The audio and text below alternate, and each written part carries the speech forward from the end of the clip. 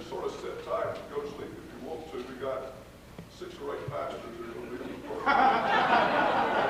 Don't tell how long this is going to last. So some people brought their sleeping bag and everything else. I'm so glad that these fellows are short-winded. Because I'm not. I had 30 minutes this morning, and that wasn't enough. So I just want to warn you that I've come to finish. In fact, I asked Dr. Brown if he would introduce me this morning, because he says the nicest things. I'm tempted to ask him to come introduce me again. He can do it better than I can. But nevertheless, I'm excited about being here, and of course, Sam is here. And this is a very wonderful experience for us. Though you didn't plan it exactly in commemoration of this particular day, 25 years ago, but it happens to be an anniversary. In fact, it was on this day, 25 years ago, that we did something very significant. And in going through bulletins, and I'm a great believer in bulletins. In fact, this is a historic bulletin that you have, and I've picked up an extra 50 of them. They'll go out all over the country and perhaps around the world a few times. But we need to share the Lord's blessings, and that's what we're doing today. However, in going through bulletins, I happened to find the month of August. Now, I do have one bulletin for every Sunday for almost 9 years. But you wouldn't want me to read all those to you, I know. Because I'm not sure how many that is, about 450 probably. But I did pick out the ones for October the 10th, which was the second Sunday of 1965. Just to take you back in memory and to refresh your mind of where we have come from. Very little has been said about the first year of this church. I'm sure that much could be said about what happened that first year. But it happened to be the first anniversary. The first anniversary of the constituting of this church was the first Sunday that Ab and I came along with Jamie, wherever she is, as pastor and family of the Monmouth Baptist Church. Now, this happened to be about a month later, this particular Sunday, but it talks about the Church of Christ property in Eatontown being considered as a potential place for our future meeting. Their congregation has united with the Church of Christ in Red Bank. A meeting is being planned, being held this afternoon, to consider working out the details of a lease. We should know definitely by tonight if an agreement can be reached. Now, of course, that was on this date, the second Sunday of October 1965, 25 years ago. Now, of course, I always have to follow through on the next bulletin to see what happened that particular Sunday. Incidentally, on that particular Sunday, we had 65 enrolled, 70 were present, and 82 attended worship.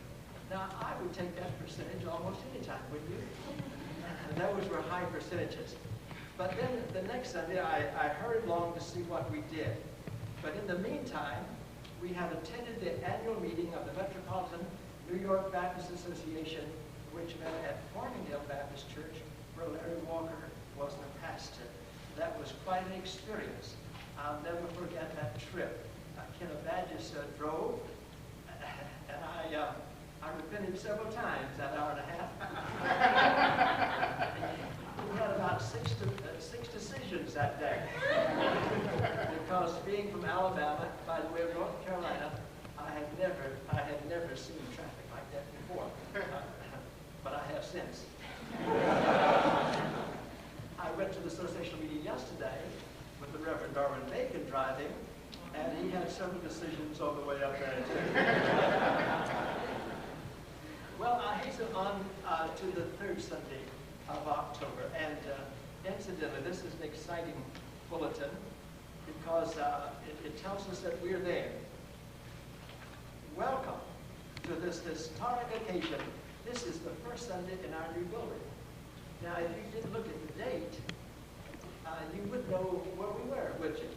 Truly, it is an answer to prayer. The Church of Christ of Eatontown is united with the Church of Christ in Red Bank, thereby making it possible for us to lease their church facility. According to the cornerstone of the church building, it was constructed in 1905 and was first used by the Advent Church. We are the third denomination to use this building, but we are very grateful to the Church of Christ for leasing it to us with an option to buy. And of course, those of you who've been around a long time know that that church was bought and later the property that was sold in order to help relocate to build this beautiful facility. As I shared with the people this morning, this is a day of beginning. Now, a lot of us won't be here for the 50th anniversary, Bob. You will, I'm sure. How will you be then? But when you look back on this date, what year would that be? I can't add up that much. But I know that we're going to look back and think about today as a day of beginning, because a lot of great and wonderful things have taken place in these last 25 years.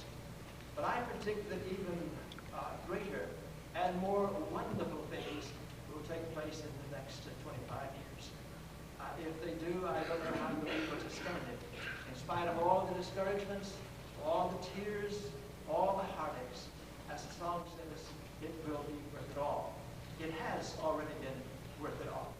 Last of all, I want to commend this church because I believe it's a very rare breed of a church that will determine to be a church starter, a church planted, even before the word church planting became popular. This church was willing to deny itself to start other churches. And of course, you know the history of growing 10 churches from 10 chapels in 10 years. We didn't do that.